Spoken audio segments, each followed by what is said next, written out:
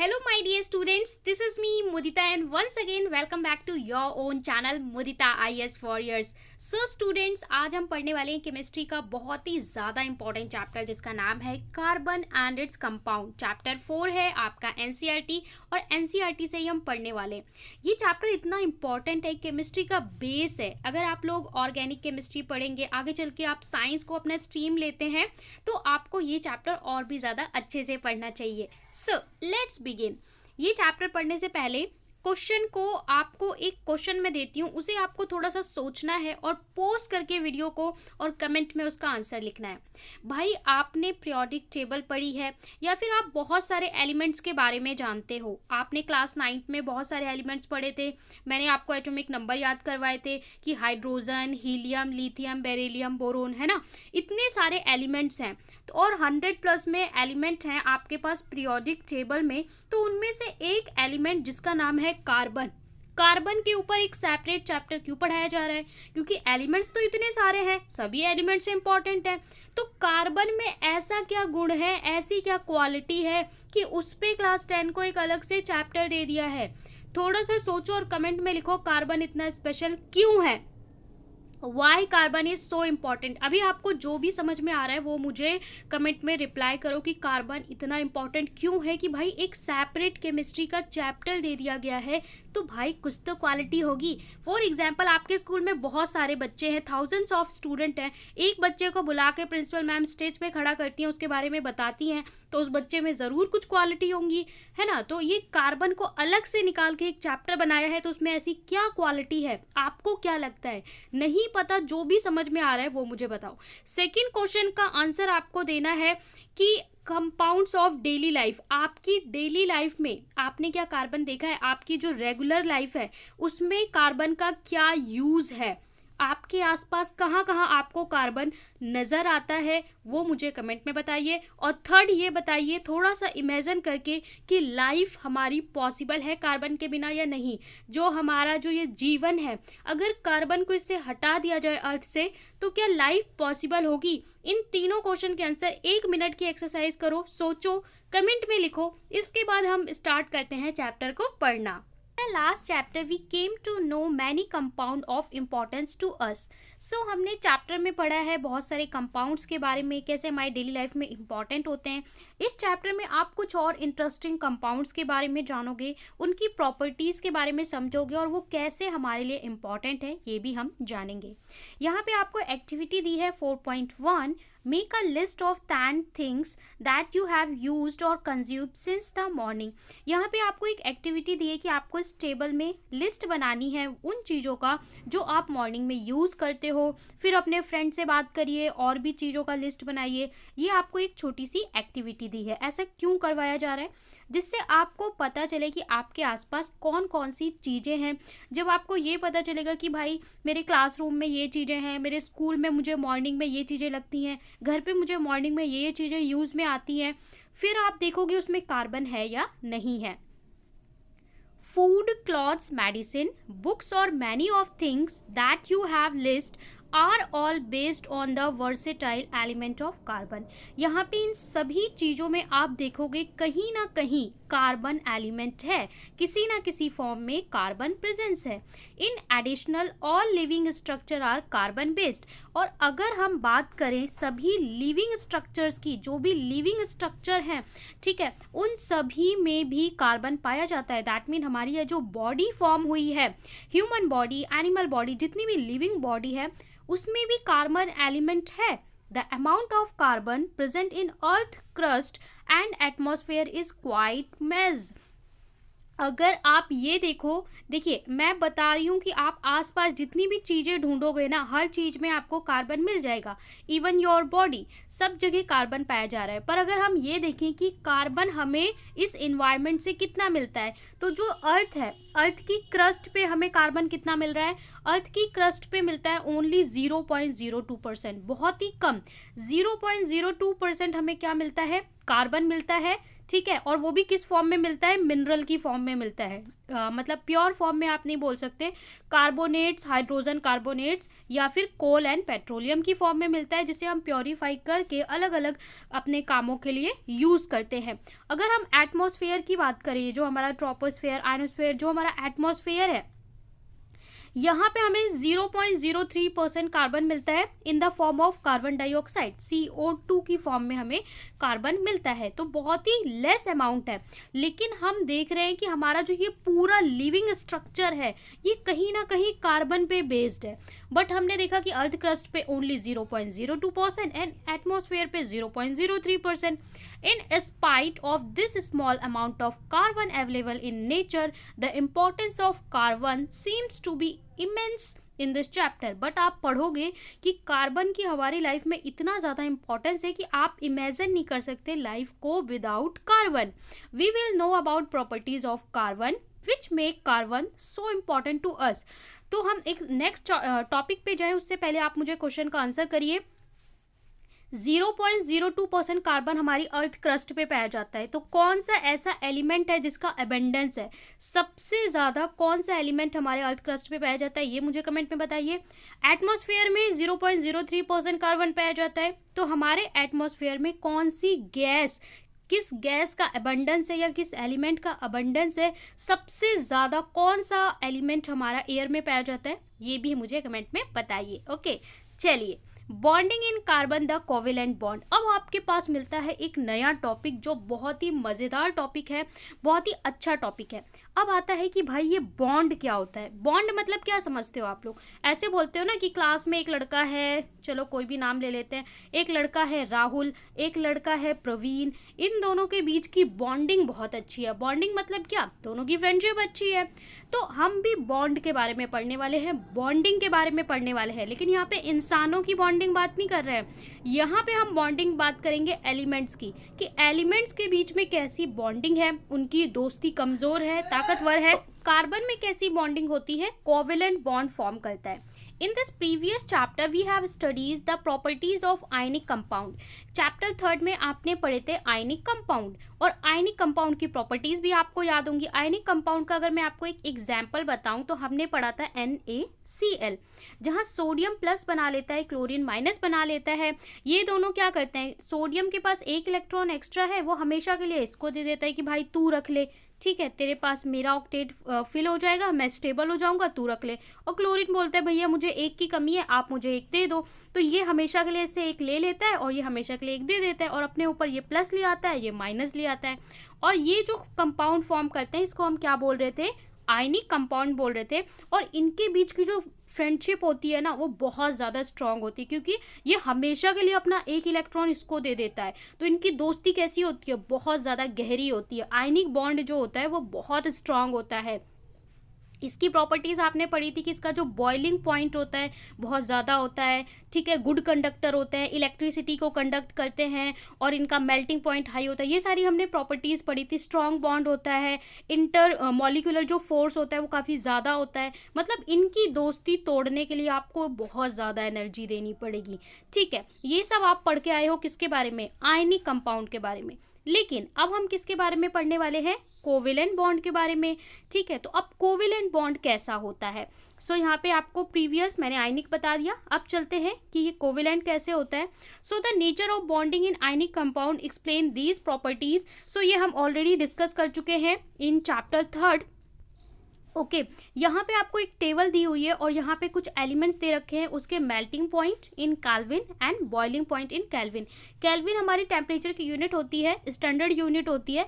तो यहाँ पे आपको कुछ कंपाउंड्स दे रखे हैं, acetic acid, chloroform, ethanol, methane. अभी आपको ये समझ नहीं आएंगे कि इनके फॉर्मूले कैसे बने हैं, जब आप चैप्टर में आगे पढ़ोगे तो आपको समझ में आएगा, ठीक है। ये आपको मेल्टिंग एंड बॉइलिंग पॉइंट दे रखा है कि हाई या लो है। अब देखिए, अब हम पढ़ने वाले हैं कोवेलेंट बॉन्ड के बारे में। सो कोवेलेंट बॉन्ड में क्या होता है, इसके लिए आपको कार्बन का स्ट्रक्चर थोड़ा सा समझना पड़ेगा और रिकॉल करना पड़ेगा। In the class 9 we learn about the combining capacity of various element and how it depend on the number of valence electron. Let us look, the atomic number of carbon is 6। Carbon का atomic number क्या होता है, 6 होता है। एक बार मैं आपको carbon का स्ट्रक्चर अगर बना के दिखाऊं तो जो कार्बन है इसका एटॉमिक नंबर होता है 6। इलेक्ट्रॉनिक कन्फिग्रेशन अगर मैं इसकी लिखूं, इलेक्ट्रॉनिक कन्फिग्रेशन, तो क्या होता है 2 and 4।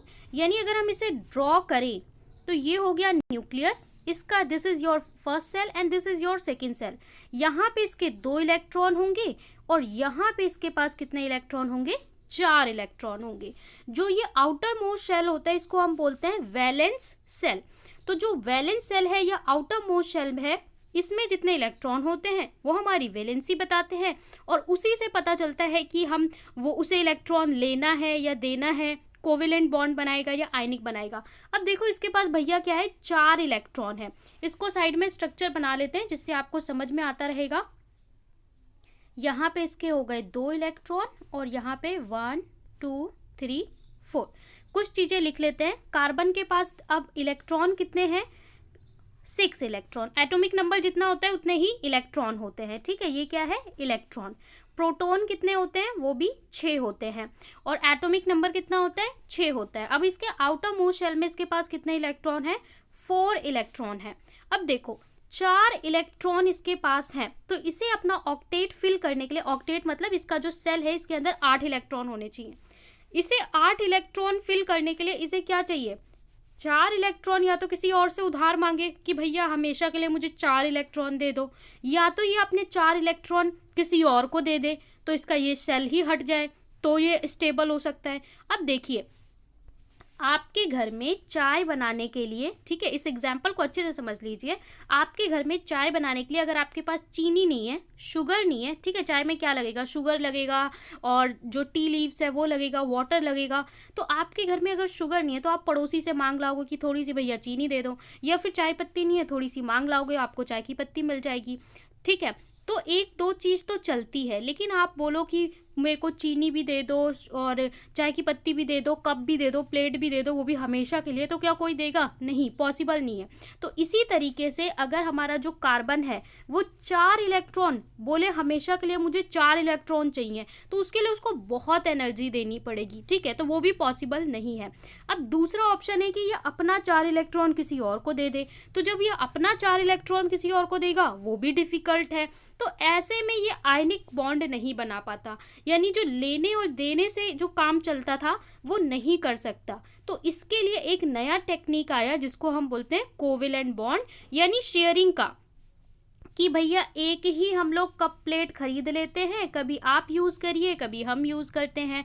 वैसे ही कार्बन ने एक नई चीज़ निकाली, क्या, शेयरिंग का, कि हमारा जो 4 इलेक्ट्रॉन है वो किसी और 4 के साथ हम शेयर कर लेते हैं। आप हमारा शेयर करिए, हम आपका शेयर करते हैं, दोनों का काम चल जाएगा, ना हम किसी को देंगे, ना आप हमें हमेशा के लिए दीजिए, ना हम आपको हमेशा के लिए देंगे। लेकिन इनके बीच में जो बॉन्ड होता है वो कैसा होता है, इस बॉन्ड को हम बोलते हैं कोवेलेंट बॉन्ड, ठीक है, कोवेलेंट बॉन्ड। अब इसमें जो प्रॉपर्टीज हैं आयनिक बॉन्ड के बिल्कुल विपरीत हो जाती हैं।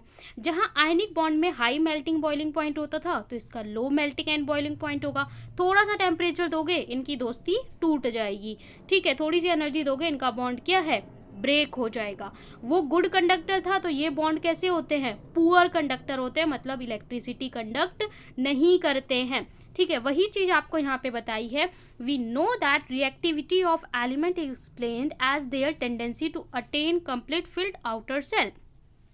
आपने पढ़ा था कि हर एलिमेंट स्टेबिलिटी फाइंड करने के लिए अपने ऑक्टेट को फिल करने की कोशिश करता है, that is attain Nobel gas configuration, जिसे हम बोलते हैं नोबल गैस कन्फिग्रेशन की फॉर्म में आना, यानी अपने ऑक्टेट को किसी ना किसी तरीके से फिल करना।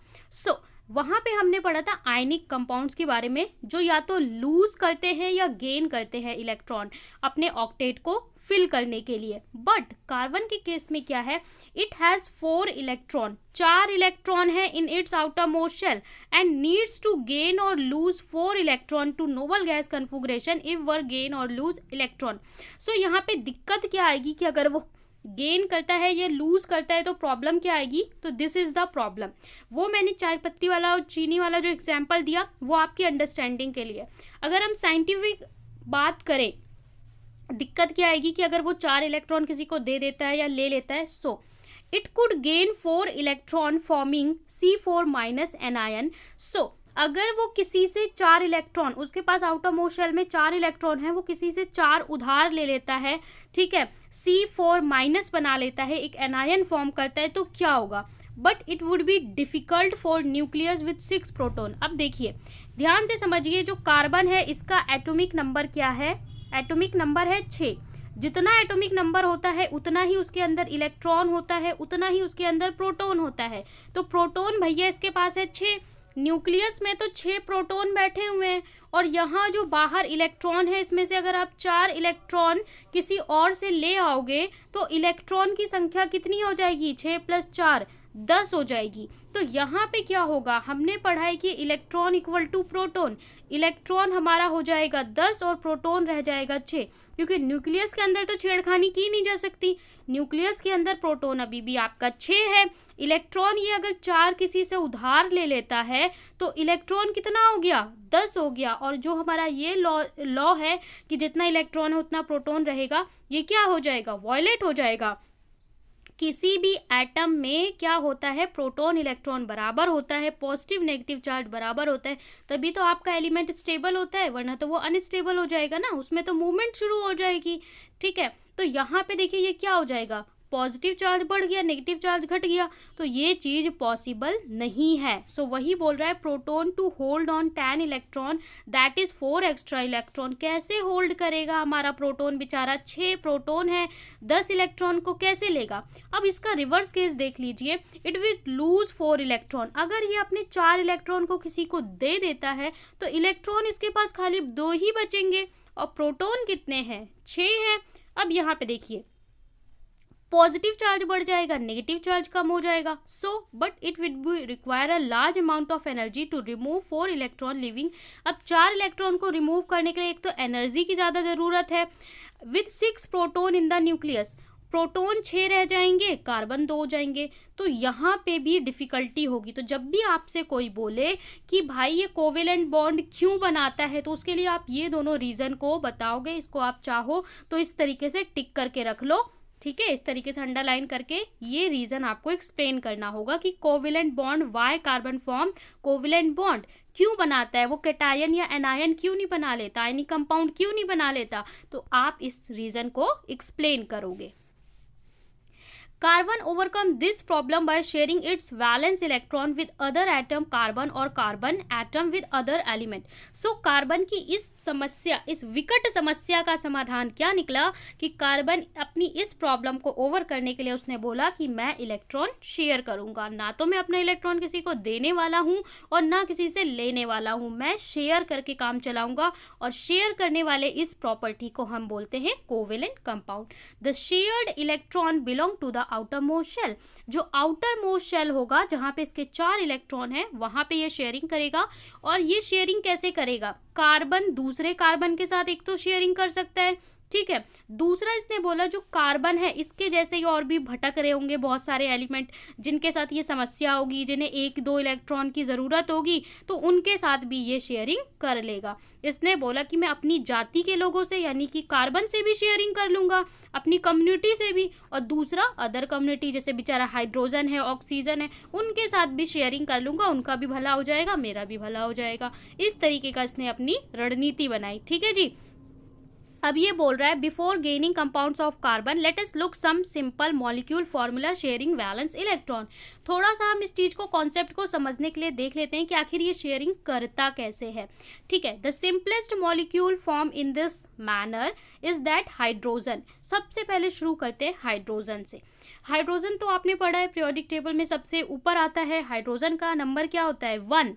और हाइड्रोजन को जो हमें पता है जो फर्स्ट सेल होता है उसके अंदर मिनिमम 2 इलेक्ट्रॉन होने चाहिए, यानी ये जो बेचारा हाइड्रोजन है इसको एक और इलेक्ट्रॉन की ज़रूरत है अपना जो ऑक्टेट है उसको फिल करने के लिए। सो यहीं से शुरू करते हैं। So two hydrogen atoms share their elements molecule hydrogen gas। Hydrogen gas आप फॉर्मूला जब भी लिखते हो क्या लिखते हो? H2, यानी 2 हाइड्रोजन होते हैं, कभी भी एक हाइड्रोजन नहीं होता, और दोनों हाइड्रोजन के पास अपने अपने एक इलेक्ट्रॉन होते हैं। तो ये दोनों क्या करते हैं? बॉन्डिंग करते हैं, शेयरिंग करते हैं और क्या बना लेते हैं? कोवेलेंट बॉन्ड बना लेते हैं। तो ऐसा नहीं है कि केवल कार्बन ही कोवेलेंट बॉन्ड बनाता है, और भी बहुत सारे लोग ये शेयरिंग वाले कॉन्सेप्ट को यूज करके कोवेलेंट बॉन्ड फॉर्म करते हैं। तो चलिए देख लेते हैं हाइड्रोजन से। ये है हमारा हाइड्रोजन। अब देखिए गाइस, हाइड्रोजन क्या है, ये हाइड्रोजन है। अब यहाँ पे हम सीखेंगे डॉट स्ट्रक्चर। डॉट स्ट्रक्चर, जो हमारे इलेक्ट्रॉन्स हैं उनको हम डॉट या क्रॉस से दिखाते हैं। जो भी आपके पास इलेक्ट्रॉन होंगे उसको या तो हम इस तरीके से डॉट से दिखाएंगे या क्रॉस से दिखाएंगे। अगर आपके पास दो एलिमेंट हैं तो हम इन दोनों सिंबल को यूज करेंगे, और इससे जो स्ट्रक्चर बनती है उसको हम बोलते हैं डॉट स्ट्रक्चर। अब हाइड्रोजन का एटॉमिक नंबर 1 होता है, एक ही इलेक्ट्रॉन होता है उसके पास। तो ये इसका इलेक्ट्रॉन है और ये इस हाइड्रोजन का इलेक्ट्रॉन है। ये अकेला बेचारा कुछ नहीं है, ये भी अकेला कुछ नहीं है। तो क्या करते हैं, चलिए हम दोनों साथ में आ जाते हैं, एक एक इलेक्ट्रॉन की शेयरिंग कर लेते हैं और दोनों का कोवेलेंट बॉन्ड यानी ऐसी दोस्ती करेंगे जहाँ पे शेयरिंग का काम होगा।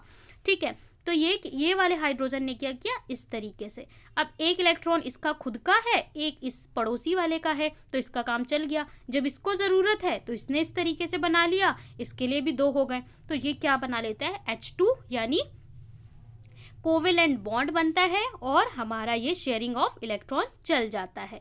ये हो गया। अब देखिए, आपको एक चीज़ और समझनी होगी। 2 तरह की हम स्ट्रक्चर्स बनाते हैं, जो हम स्ट्रक्चर फॉर्म करते हैं वो 2 तरह की होती हैं। कैसी, एक होती है डॉट स्ट्रक्चर, दूसरी होती है बॉन्ड स्ट्रक्चर।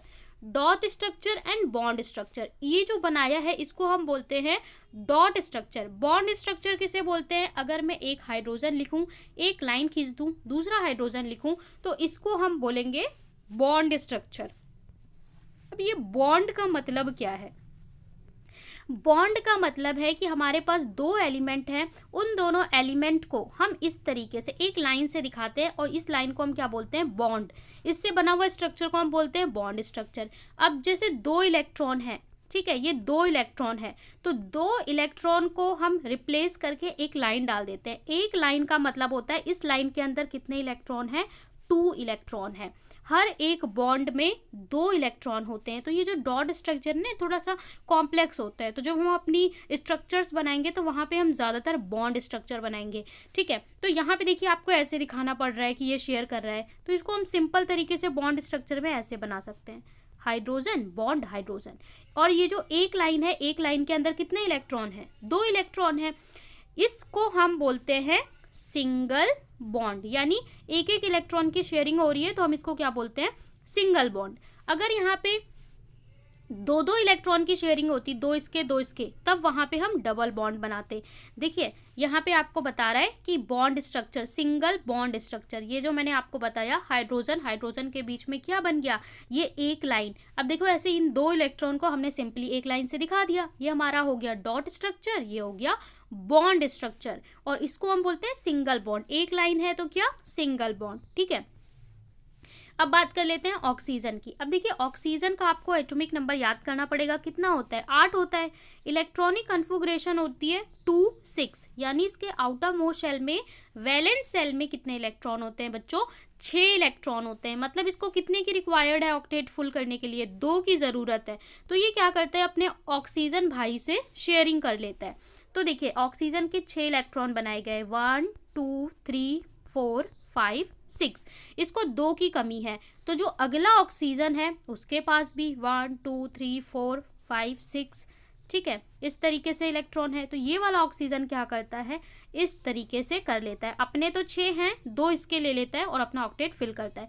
इसी तरीके से जब इस ऑक्सीजन को ज़रूरत पड़ती है तो ये भी क्या करता है, इस तरीके से बना लेता है। ये जो इलेक्ट्रॉन की शेयरिंग होती है, 2 इलेक्ट्रॉन की शेयरिंग होती है। ठीक है, मैंने आपको बताया कि एक बॉन्ड में 2 इलेक्ट्रॉन होते हैं, तो अब हम इसको बॉन्ड स्ट्रक्चर में कैसे दिखाएंगे, इस तरीके से दिखाएंगे। एक इलेक्ट्रॉन समझ लीजिए, इस लाइन में एक इलेक्ट्रॉन इधर इसका और इधर इसका, इसी तरीके से इस लाइन में एक इलेक्ट्रॉन इसका, एक इलेक्ट्रॉन इसका, मतलब 2 लाइन। तो इसको हम क्या बोलेंगे, डबल बॉन्ड बोलेंगे। क्या बोलेंगे, डबल बॉन्ड बोलेंगे। और ये यहाँ पे क्या बन गया, O2 बन गया, ऑक्सीजन बन गया।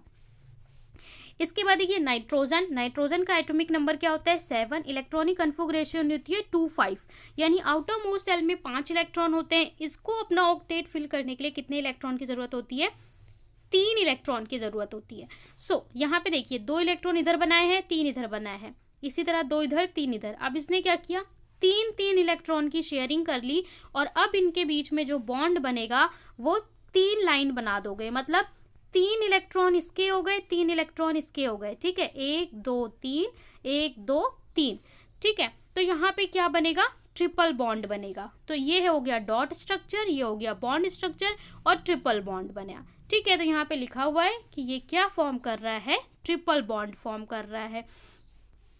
तो इसी चीज को हम थोड़ा सा देख लेते हैं। यहाँ पे जो आपको एक्सप्लेन किया है कि हाइड्रोजन हमारा कैसे बनाता है, सिंगल बॉन्ड बनाता है, ठीक है। इसके अलावा बोल रखा है the atomic number of chlorine is 17। We would electronic configuration की अगर हम बात करें तो 287 होता है। In the case oxygen we see formation of bond, ठीक है। उसी चीज को आपको एक्सप्लेन कर रखा है कि सिंगल, डबल और ट्रिपल बॉन्ड का फॉर्मेशन कैसे होता है। इसके अलावा मिथेन के बारे में बताया है। मिथेन का फॉर्मूला क्या होता है, CH4, जहाँ पे 1 कार्बन और 4 हाइड्रोजन होते हैं और वो भी फॉर्म करते हैं। तो अगर हम मिथेन बनाएं, CH4 बनाएं, तो ये कैसे बॉन्डिंग करता है, ये हो गया कार्बन, कार्बन का अपना एक एटम एक, ठीक है। 4 आउटर मोस्ट शेल में होते हैं, हमेशा 4 बना लेंगे। 4 हाइड्रोजन, तो 1 हाइड्रोजन इधर, इसका 1 इलेक्ट्रॉन, 1 हाइड्रोजन इधर, इसका 1 इलेक्ट्रॉन, ये हाइड्रोजन, इसका इलेक्ट्रॉन, ये हाइड्रोजन, इसका इलेक्ट्रॉन। अब हाइड्रोजन क्या करेगा, इस तरीके से एक शेयरिंग इधर से कर लेगा, ये वाला हाइड्रोजन इस वाले से शेयरिंग कर लेगा, ये वाला इससे कर लेगा, ये वाला इससे कर लेगा। और कार्बन क्या करेगा, कार्बन लेगा सारे हाइड्रोजन के एटम, 4 इसके पास है, 4 इससे ले लेगा और इस तरीके से स्ट्रक्चर फॉर्म कर लेगा। Such bond which are formed by sharing of electron pair between two atom known as covalent bond। अब जाके आपको डेफिनेशन दी है, तो ये हो गई आपकी डिफाइन, इसको अंडरलाइन कर लें या मार्कर से आप लिख सकते हैं। Such bond which are formed by sharing of electron, कोई आपसे बोलता है कोवेलेंट बॉन्ड को डिफाइन करिए, तो ऐसे बॉन्ड जो शेयरिंग ऑफ इलेक्ट्रॉन से बनते हैं उन्हें हम क्या बोलते हैं, कोवेलेंट बॉन्ड बनते हैं। आई होप अब आप कोवेलेंट बॉन्ड को कभी नहीं भूलेंगे। प्रॉपर्टी, तो भाई जो शेयरिंग में काम चल रहा होता है, देखिए अगर आप हमेशा के लिए किसी को इलेक्ट्रॉन देते हो तो मजबूत बनता है, लेकिन जब आप शेयरिंग में काम कर रहे हो तो ये आधा आप भी यूज़ कर रहे हो, आधा वो भी यूज़ कर रहा है, तो इनके बीच का बॉन्ड कैसा होता है, वीक होता है, less boiling point and less हमारा मेल्टिंग पॉइंट होता है। इसके अलावा हमारा जो इलेक्ट्रिसिटी की बात करें तो पुअर कंडक्टर होता है। तो ये आपको प्रॉपर्टी भी साथ में याद हो जाएगी। देखिए मैंने मिथेन आपको बना के दिखाया था, ये डॉट स्ट्रक्चर आपका मिथेन का है, CH4। जब आप 2 एलिमेंट्स यूज करते हो ना, कार्बन हाइड्रोजन, तो एक का इलेक्ट्रॉन आप इस तरीके से दिखाइए और एक का इलेक्ट्रॉन आप इस तरीके से डॉट बना के, एक का क्रॉस बना के, ठीक है। डॉट और क्रॉस वाला गेम तो बहुत खेली होगी। तो ये हमारा हो गया मिथेन का डॉट स्ट्रक्चर। अब आपको ये किसी का भी डॉट स्ट्रक्चर दे देगा बनाने को, बहुत सिंपल होता है। हमेशा क्या याद रखना है, कार्बन को अपना 8 पूरा करना होता है, हाइड्रोजन को 2-2 करने होते हैं, ठीक है। तो इस तरीके से आपको ध्यान रखना है कि सबकी वैलेंसी पूरी हो जाए, किसी के साथ ना इंसाफी ना हो, सबका ऑक्टेट फिल हो। अब दे रखा है since the electron are shared between atom, no particle are formed, such covalent compound are generally poor in electricity। अब आपसे कोई पूछे कि जो कोवेलेंट बॉन्ड होता है वो पुअर कंडक्टर होता है, ये बात सही है, लेकिन क्यों होता है, वाई, क्योंकि आपका सब्जेक्टिव पेपर होना है टर्म 2 में। तो पुअर कंडक्टर कोवेलेंट बॉन्ड क्यों फॉर्म करते हैं, वो इलेक्ट्रिसिटी को कंडक्ट क्यों नहीं करते, तो इसके पीछे का रीज़न समझिए।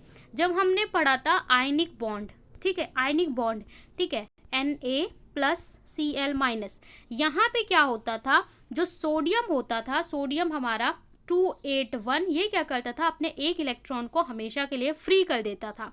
तो ये जो इलेक्ट्रॉन होता था, और हमने पढ़ा था कि ये कहाँ पे होता है, मॉल्टन स्टेट में नहीं होता, जब एक्वस होता है, पानी में आएगा तभी होता है।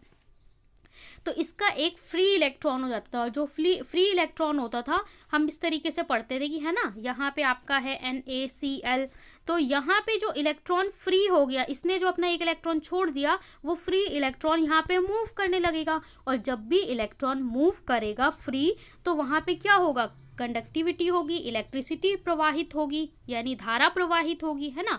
जब एक इलेक्ट्रॉन फ्री हो जाएगा तो वहाँ पे करंट का भी जनरेशन होना शुरू हो जाएगा। ये होता था आयनिक बॉन्ड में। लेकिन कोवेलेंट बॉन्ड में क्या होता है कि जो कार्बन है वो उसका कोई भी इलेक्ट्रॉन फ्री नहीं होता, उसके सारे जो इलेक्ट्रॉन हैं वो शेयरिंग में लगे होते हैं, मतलब काम में लिए जा रहे होते हैं, ये किसी को छोड़ता ही नहीं है फ्री, ठीक है, सबको काम में लगा के रखता है हर वक्त। तो जब कोई इलेक्ट्रॉन फ्री ही नहीं है तो ना इलेक्ट्रॉन मूव करेगा, जब इलेक्ट्रॉन मूव नहीं करेगा तो कंडक्टिविटी होगी ही नहीं, क्योंकि मैंने इलेक्ट्रिसिटी में आपको पढ़ाया है कि जब भी इलेक्ट्रॉन मूव करेगा तो उसकी अपोजिट डायरेक्शन में करंट फ्लो करेगा।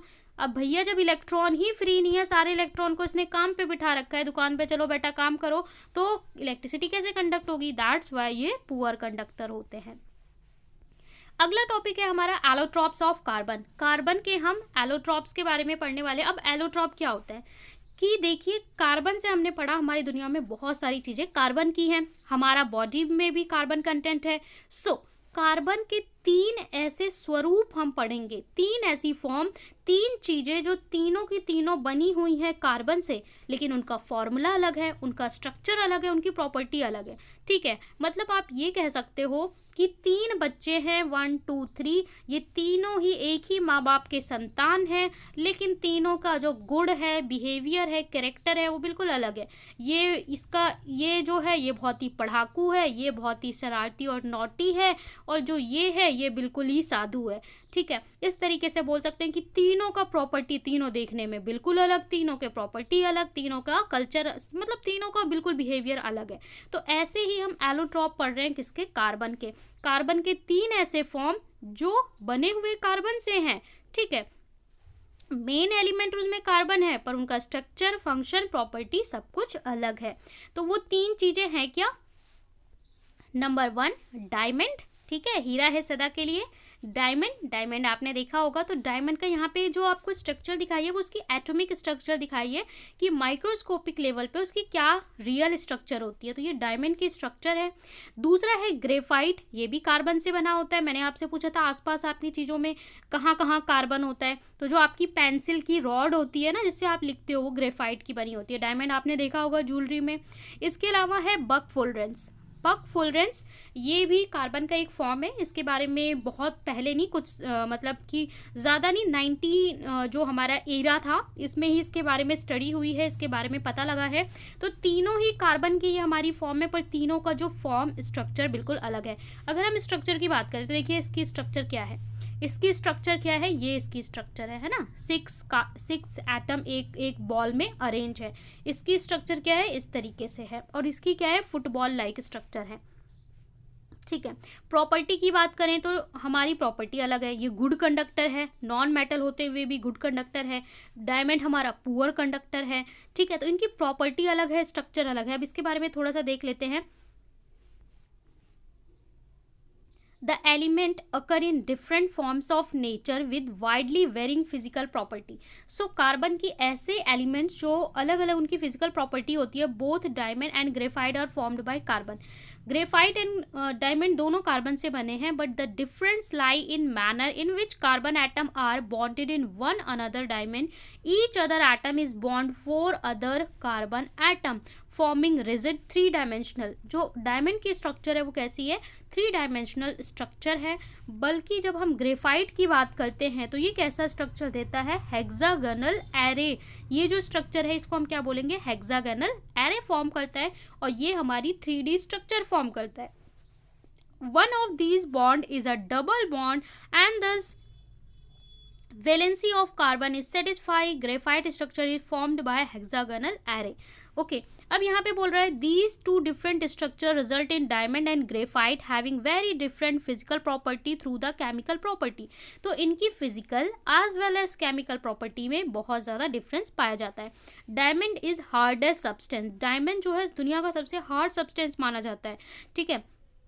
और जो ग्रेफाइट है वो स्मूदी होता है, स्लिपरी होता है। डायमंड जो हमारा है पुअर कंडक्टर है, ग्रेफाइट हमारा गुड कंडक्टर है। Diamond can be synthesize pure carbon is very high pressure and temperature. The synthesis diamond are small but otherwise form natural diamond. इसके बाद बता रहा है बक फुलरेंस के बारे में। फुलरेंस क्या है? Fullerenes is form of class of carbon allotrope. Carbon के एलोट्रॉप में ही ये फुलरेंस आता है। The first one of identified was C60। इसका जो फॉर्मूला होता है वो क्या होता है? C60। इसका मतलब होता है buck fullerenes. Which has carbon atom arrange in shape of football. इसमें जो कार्बन है वो इस तरीके से एक फुटबॉल लाइक स्ट्रक्चर में अरेंज होते हैं। Since this look like a dome designed by US architect Buckminster Fullerens, the molecule was named Fullerens। So इसकी वजह से, क्योंकि US आर्किटेक्ट बकमिनिस्टर फुलर ने किया था, तो इसलिए इसको हम क्या बोलते हैं? बक फुलरेंस बोलते हैं। ये इसका नाम है। इसका फॉर्मूला आपसे पूछा जा सकता है क्या होता है, तो C60 arrange in the form of football. तो ये हो गया कि भाई एक ही एलिमेंट से बने हुए इतनी डिफरेंट प्रॉपर्टीज होती हैं। अब यहाँ पे देखिए आपसे क्वेश्चन दे रखा है, what would be the electron dot structure of carbon dioxide. CO2 का अगर आप डॉट स्ट्रक्चर बनाएंगे तो वो कैसे बनेगा? अभी हमने बहुत सारी डॉट स्ट्रक्चर्स बनाई हैं, तो अगर आपको याद हो कि कैसे बनेगा तो आप इसकी स्ट्रक्चर फॉर्म कर सकते हैं। इसके लिए आपको दोनों का पता होना चाहिए कि कार्बन के आउटर मोस्ट शेल में 4 इलेक्ट्रॉन होते हैं, ठीक है। दोनों का एटॉमिक नंबर याद होना चाहिए। कार्बन का 6 होता है, ऑक्सीजन का 8 होता है। तो इसका हम होता है 2-4 और इसका होता है 2-6, ठीक है। इसके में 4 होंगे, इसके में 6 होंगे। कैसे बनेगा स्ट्रक्चर बना के देख लेते हैं थोड़ा सा CO2 का। और आपको ये स्ट्रक्चर्स बना बना के प्रैक्टिस भी करनी है, एग्जाम में भी आता है। ये हो गया हमारा कार्बन। कार्बन के पास कितने इलेक्ट्रॉन होंगे? 4, ठीक है जी। ऑक्सीजन अब हमने बनाया, ऑक्सीजन के पास कितने होंगे? बाहर में 6 इलेक्ट्रॉन होंगे। तो 1 2 3 4 5 6, ठीक है। इसी तरीके से यहाँ पे ऑक्सीजन होगा 1 2 3 4 5 6। अब ये कार्बन क्या करेगा? कार्बन के पास अपने 4 हैं, 2 इधर से लेगा, 2 इधर से लेगा, 2 इधर इसके ले लिए, 2 इसके ले लिए, हो गया कार्बन का काम। ऑक्सीजन को 8 करने हैं तो इसके पास 6 तो खुद के हैं, बस 2 लेने हैं। तो ये 2 कार्बन से इधर से लेगा, ये वाला ऑक्सीजन इधर से लेगा। ये बन गया आपका CO2 स्ट्रक्चर। इसको आप एक इलेक्ट्रॉन को इसको चाहे तो डॉट से दिखा सकते हैं और इन वाले कार्बन के इलेक्ट्रॉन को क्रॉस से, ठीक है। एक के इलेक्ट्रॉन को आप डॉट से दिखा दो, एक को क्रॉस से दिखा दो। अब अगला क्वेश्चन है वर्सेटाइल नेचर ऑफ कार्बन। जो क्वेश्चन मैंने आपसे पूछा था कि कार्बन इतना ज़्यादा भैया इंपॉर्टेंट क्यों है, कि इसके ऊपर आपको क्लास 10 अलग से एक सेपरेट चैप्टर पढ़ रहा है। वर्सेटाइल नेचर, वर्सेटाइल मतलब इसके इतने कंपाउंड क्यों पाए जाते हैं? लाखों, थाउजेंड्स ऑफ कंपाउंड हमें पाए जाते हैं कार्बन के।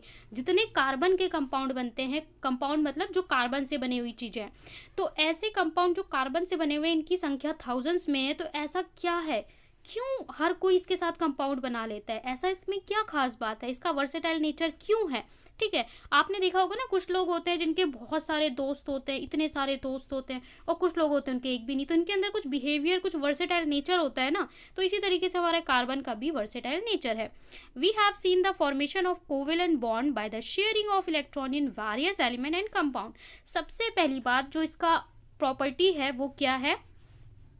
इसके अंदर जो गुण है वो कोवेलेंट कंपाउंड बनाने का। मतलब ये क्या करता है, एक तो कार्बन अपने ही जैसे कार्बन के साथ भी शेयरिंग कर लेता है, और दूसरे लाइक हाइड्रोजन, ऑक्सीजन, इनके साथ भी शेयरिंग कर लेता है। तो इसका जो कोवेलेंट बॉन्ड बनाने का, ठीक है, ये जो प्रॉपर्टी है, और कार्बन कार्बन के साथ भी फॉर्म करता है एक, इसको हम बोलते हैं कैटिनेशन प्रॉपर्टी।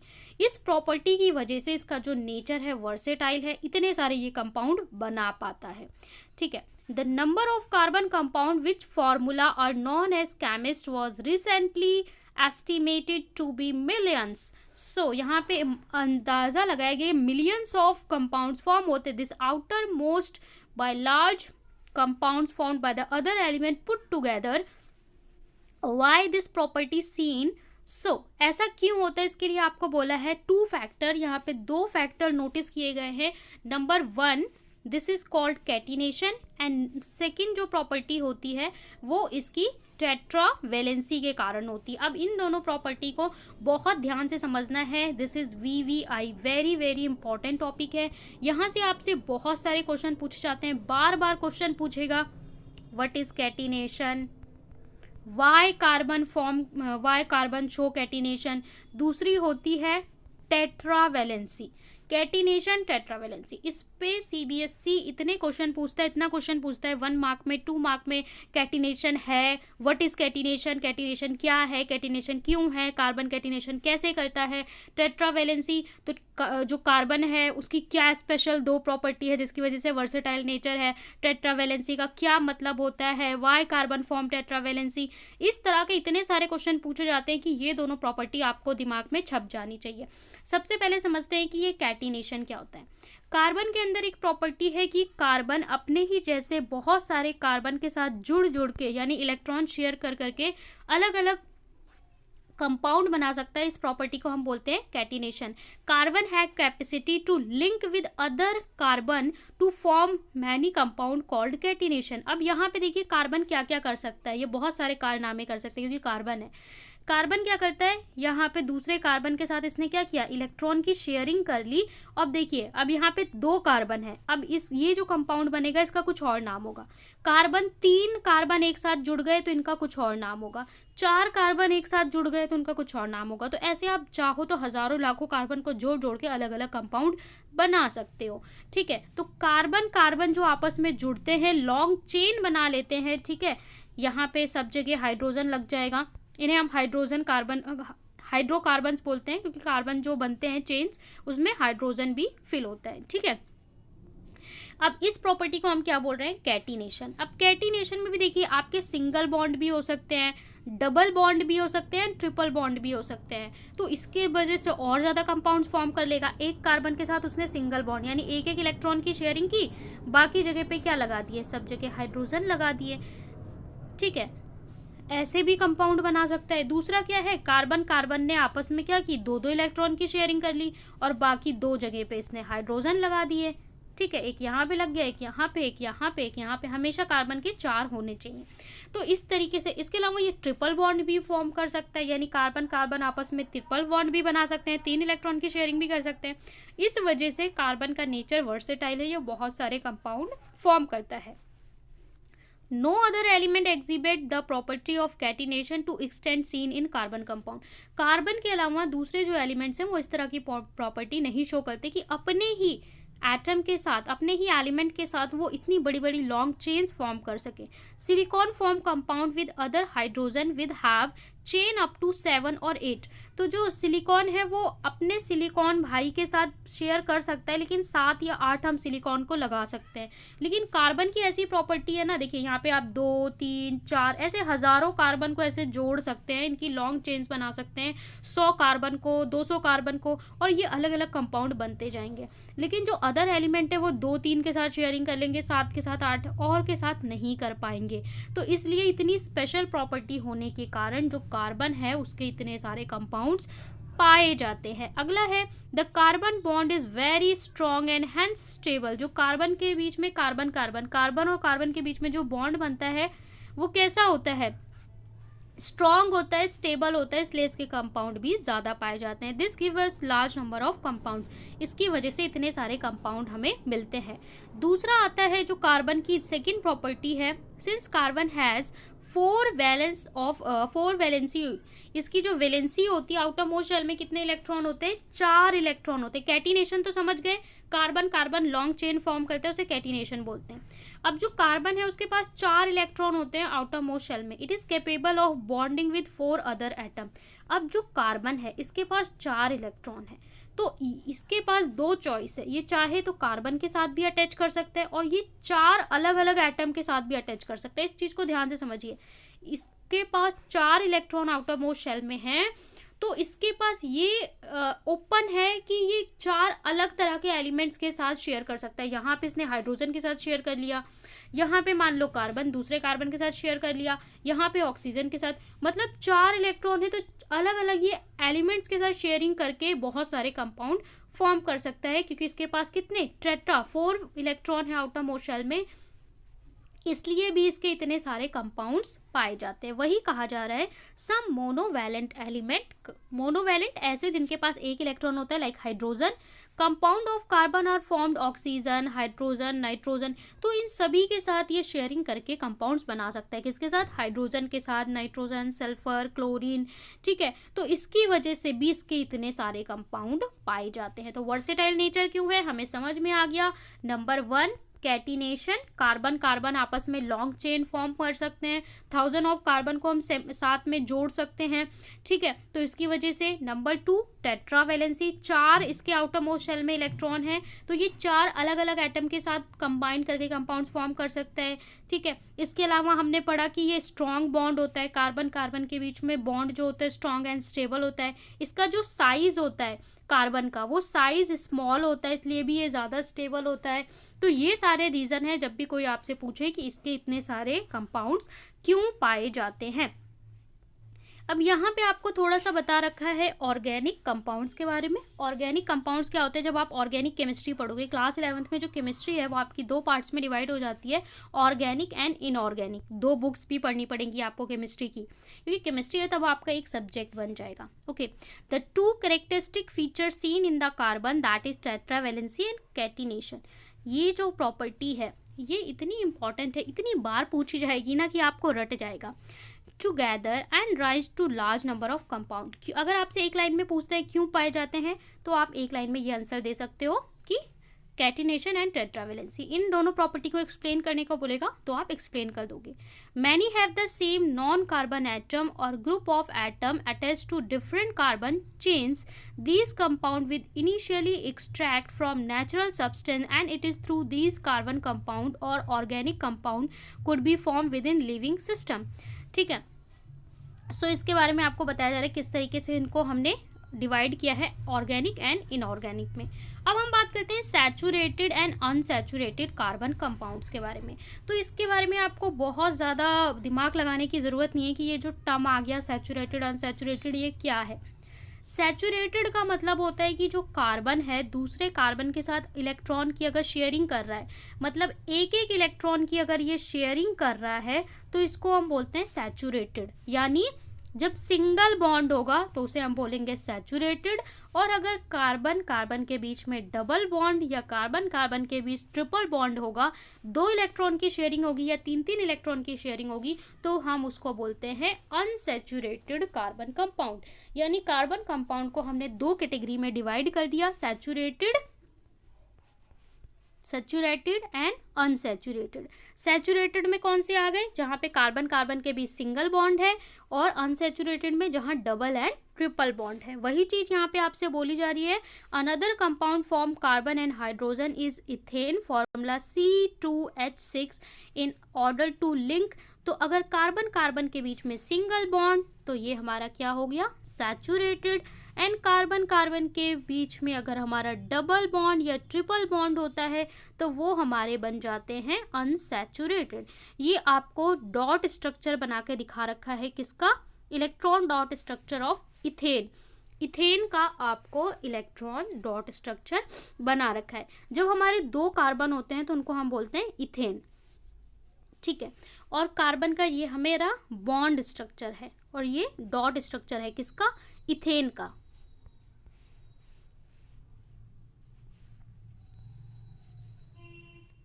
नेक्स्ट आपको बोल रखा है स्ट्रक्चर ऑफ इथीन। अगर हमारा कार्बन और कार्बन के बीच में 2 इलेक्ट्रॉन की शेयरिंग होती है, तो देखिए यहाँ पे इस कार्बन का देखिए 1 2 2 इलेक्ट्रॉन हो गए। ठीक है, एक इधर लगा देंगे, इधर लगा देंगे, 3 4। इसी तरीके से इसके भी 2 हो गए, एक इधर एक इधर। बाकी जगह पे हम क्या प्लेस कर देते हैं? हाइड्रोजन। तो यहाँ पे जब 2 इलेक्ट्रॉन की शेयरिंग होती है, तो ये आपका बॉन्ड स्ट्रक्चर हो गया, ये आपका डॉट स्ट्रक्चर हो गया। डॉट स्ट्रक्चर देख लीजिए इथेन का कैसे है, हाइड्रोजन। ठीक है, इसको हमने डॉट से दिखाया है, इसके एटम को जो आउटर मोस्ट शेल के इलेक्ट्रॉन है, और इसको क्रॉस से।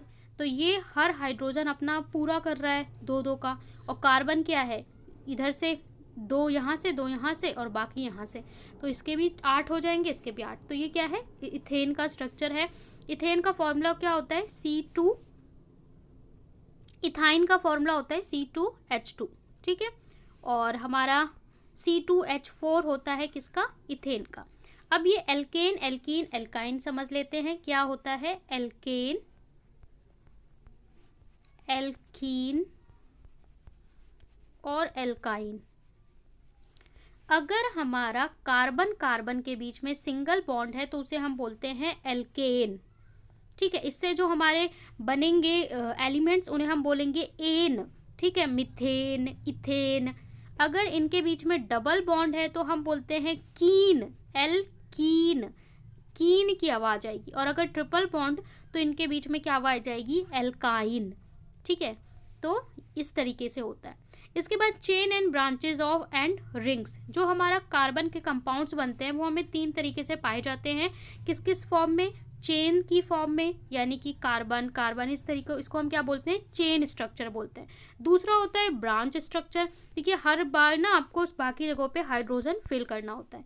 दूसरा होता है ब्रांच स्ट्रक्चर। ब्रांच मतलब कि एक कार्बन, फिर यहाँ पे कार्बन, फिर यहाँ पे, फिर यहाँ पे, इस तरीके से ब्रांचेस बनाना। तो ये क्या होता है, ब्रांच स्ट्रक्चर। तीसरा होता है रिंग स्ट्रक्चर। मतलब अगर सर्कुलर पाथ में है, इस तरीके से क्लोज पाथ में है कार्बन, तो इसको हम बोलते हैं रिंग स्ट्रक्चर। तो तीनों तरह की स्ट्रक्चर हमारी कार्बन की पाई जाती है। उससे पहले आपको ये टेबल देखना होगा। अगर हमारा एक कार्बन होता है, ठीक है, इस टेबल को आपको ध्यान से समझ लेना है। Formation of structure of saturated compounds of carbon and hydrogen. अगर हमारा एक कार्बन होता है तो उसको हम क्या बोलते हैं, methane. If you have only one carbon in hydrocarbon chain so we can call as methane, meth. ठीक है, एन तो मैंने आपको बता दिया। अगर सिंगल बॉन्ड होता है तो उसको हम क्या बोलते हैं, एल्केन। ठीक है, तो मिथेन, सब में ANE आएगा। ठीक है, अगर हमारे 2 कार्बन होते हैं, 2 कार्बन, तो हम बोलते हैं इथेन। 3 कार्बन तो हम बोलते हैं प्रोपेन। 4 कार्बन तो बोलते हैं ब्यूटेन। 5 कार्बन तो बोलते हैं पेंटेन, पेंट। आपने शैम्पू यूज किया होगा पेंटीन, वो भी इसी तरीके से कार्बन चेन से बना होता है। पेंटीन डबल बॉन्ड होता है ना। अगर हमारे पास 6 कार्बन होते हैं तो बोलते हैं हेक्सेन। इस तरीके से आपको पता होना चाहिए डिकेन, ठीक है, 10 तक भी, पर आपको एटलीस्ट 6 तक तो याद होना चाहिए। अब एक बार मेरे साथ बोलेंगे, methane, ethane, propane, butane, pentane, hexane. ठीक है, मिथेन मतलब 1 कार्बन, इथेन मतलब 2 कार्बन, प्रोपेन मतलब 3 कार्बन, ब्यूटेन 4 कार्बन, 5 कार्बन मतलब पेंटेन एंड 6 कार्बन मतलब हेक्सेन। ओके, अब यहाँ पे देखिए आपको इनका फॉर्मूला स्ट्रक्चर बना के दे रखा है। मिथेन मतलब CH4, 1 कार्बन होगा और 4 हाइड्रोजन होंगे। ठीक है, ये इसका बॉन्ड स्ट्रक्चर बना रखा है। इथेन मतलब 2 कार्बन होंगे और हाइड्रोजन कितने होंगे, 1 2 3 4 5 6। प्रोपेन तो C3H8, 3 कार्बन होंगे, हाइड्रोजन कितने होंगे, 8 होंगे। ब्यूटेन 4 कार्बन होंगे, हाइड्रोजन कितने होंगे हमारे, 10। पेंटेन 5 कार्बन, हाइड्रोजन 12 और यहाँ पे 6 कार्बन, हाइड्रोजन 14। तो ये आपको याद होना चाहिए। इसके बाद यहाँ पे आपको स्ट्रक्चर्स के बारे में बताया जा रहा है कि ये जो स्ट्रक्चर्स होंगी, सबसे पहले आपको बोल रखा है 2 पॉसिबल कार्बन स्केलेटन। यहाँ पे आपको 2 कार्बन के स्ट्रक्चर दिखाए हुए, देखिए यहाँ पे क्या है, 4 कार्बन मतलब ब्यूटेन है। तो ब्यूटेन को ऐसे भी बनाया जा सकता है, ऐसे भी। ये हमारा हो गया chain structure and this is your branch structure, जहाँ पे ब्रांचेस बन रही हैं। ठीक है, कभी भी हम स्ट्रक्चर को ऐसे नहीं छोड़ते हैं। यहाँ पे बाकी सारी जगह पे हमें हाइड्रोजन फिल करना पड़ता है ना, इनको बाकी जगह पे सब जगह आपको हाइड्रोजन फिल करना होगा। यहाँ पे ऐसे बना के रखा है, वो ये आपका स्केलेटल है कि बेसिक स्ट्रक्चर ऐसी होगी और इसको हम वैलेंसी फिल करेंगे तो इस तरीके से ये हमारी, ये इसकी स्ट्रक्चर है, ये इसकी स्ट्रक्चर है, ये फिल होगी। तो यहाँ पे आपको दिखा रखा है कि फॉर्मूला सेम है, C4H10, C4 and H10 butane का फॉर्मूला है। लेकिन जब हम इसे चेन स्ट्रक्चर बनाएंगे तो ऐसा बनेगा, ब्रांच स्ट्रक्चर बनाएंगे तो ऐसा बनेगा। स्ट्रक्चर डिफरेंट है और दोनों का फॉर्मूला सेम है। इसको हम क्या बोलते हैं, स्ट्रक्चरल आइसोमर्स बोलते हैं। ठीक है, C4H10 such compound with identical molecular formula. Molecular formula same है बट डिफरेंट स्ट्रक्चर है, तो इसको हम क्या बोलते हैं, स्ट्रक्चरल आइसोमर्स। इसको भी आप डिफाइन टिक कर सकते हो। इसके अलावा यहाँ पे अब आपको तीसरी स्ट्रक्चर बताई जा रही है, किसकी, साइकिल की, जो क्लोज रिंग्स बनती हैं। In the addition branch carbon other carbon atom arranged in ring, ring की तरह, अंगूठी देखिए चारों तरफ से क्लोज होती है। तो इस तरीके से अगर हमारे कार्बन इस तरीके से अरेंज है, देखिए पूरा ये सर्कुलर लूप बना रहे हैं, तो इसको हम बोलते हैं साइक्लो। अब साइक्लो, अगर ये इसमें देखिए कितने कार्बन है, 1 2 3 4 5 6, 6 हैं, तो मतलब हेक्सेन है, पर 6 दोनों क्लोज हैं, तो इसको हम क्या बोलेंगे, साइक्लोहेक्सेन। हेक्सेन तो है पर कैसा है, साइक्लो, क्लोज है, C6H12। जब इसमें सब जगह हम हाइड्रोजन लगा देंगे, देखिए अगर हम किसी भी कार्बन को उठा के देखें तो सबके 4 होंगे। इस वाले कार्बन को देखें तो देखिए यहाँ पे एक यहाँ पे शेयर किया, एक यहाँ पे किया, और 2 यहाँ पे हाइड्रोजन, मतलब हर कार्बन का आप देखोगे 4 4 ही होंगे, तो ये क्या है, साइक्लोहेक्सेन। इसी तरीके से साइक्लोपेंटेन हो सकता है, ठीक है। इसके बाद यहाँ पे आपको एक स्ट्रक्चर दे रखा है C6H6, ये बहुत इंपॉर्टेंट है, ठीक है, इंपॉर्टेंट है ये। इसको बोलते हैं बेंजीन। बेंजीन एक ऐसी स्ट्रक्चर होती है जहाँ पे कार्बन भी 6 होते हैं और हाइड्रोजन भी 6 होते हैं। यहाँ पे अल्टरनेट कार्बन पे डबल बॉन्ड होता है और इसको, स्ट्रक्चर को हम बेंजीन बोलते हैं। ये मतलब अगर आप इसका नाम बोलोगे तो यहाँ पे ये क्या है, एल्कीन है। साइक्लोहेक्सीन होगा लेकिन हम इसको स्पेशल नेम से जानते हैं, इसका नाम है बेंजीन। एग्जाम में बोलेगा write down the formula of benzene and draw it's bond structure और डॉट स्ट्रक्चर, ठीक है। तो फॉर्मूला क्या होता है, C6H6, और यहाँ पे देखिए ये कार्बन, इन दोनों के बीच में क्या है, डबल बॉन्ड, फिर सिंगल बॉन्ड, फिर डबल बॉन्ड, फिर सिंगल बॉन्ड, फिर डबल बॉन्ड। तो देखिए जहाँ पे जब डबल बॉन्ड बना रहा है ये वाला कार्बन, तो 2 इधर के हो गए इसके, 1 2, फिर यहाँ पे 3 और यहाँ पे 4, एक ही हाइड्रोजन इधर लगाना पड़ा। इस वाले का देखेंगे तो 1 2 3 4, इसका देखेंगे तो 1 2 3 4। तो इस तरीके से देखिए, इस तरीके से इसमें 6 कार्बन लगते हैं और 6 हाइड्रोजन लगते हैं। बहुत इंपॉर्टेंट है, इसकी स्ट्रक्चर आपको पता होनी चाहिए। इसके बाद अगला टॉपिक है, will you be my friend. Carbon पूछ रहा है क्या मुझसे दोस्ती करेंगे, मतलब हाइड्रोजन के साथ तो ये कंपाउंड फॉर्म कर रहा है, हाइड्रोकार्बन तो फॉर्म कर रहा है। कुछ ऐसे हमारे ग्रुप्स होते हैं, कुछ ऐसे फंक्शनल ग्रुप्स होते हैं, उनके साथ जब कार्बन जुड़ता है तो कुछ अलग कंपाउंड बनाता है। देखिए हमने अलग अलग एलिमेंट्स के बारे में तो पढ़ लिया कि कार्बन के साथ हाइड्रोजन लगा दिया, ऑक्सीजन लगा दिया। कुछ ऐसे ग्रुप होते हैं, ठीक है, जिनका अपना एक फॉर्मूला होता है, उस ग्रुप को ही उठा के हम कार्बन के साथ जोड़ देते हैं तो कार्बन के अलग तरह के कंपाउंड्स बनते हैं। Carbon seem to be very friendly element, ये बहुत ही ज़्यादा फ्रेंडली एलिमेंट है, सबसे दोस्ती करता है, सभी एलिमेंट से दोस्ती करते हैं। क्यों, इसके पास प्रॉपर्टी है शेयरिंग की, 4 इलेक्ट्रॉन है, बोलता है भैया आ जाओ, 4 रूम है मेरे पास, चारों दोस्तों के साथ शेयर कर लूँगा, ठीक है। दैट्स वाई इतने सारे कंपाउंड्स फॉर्म करता है।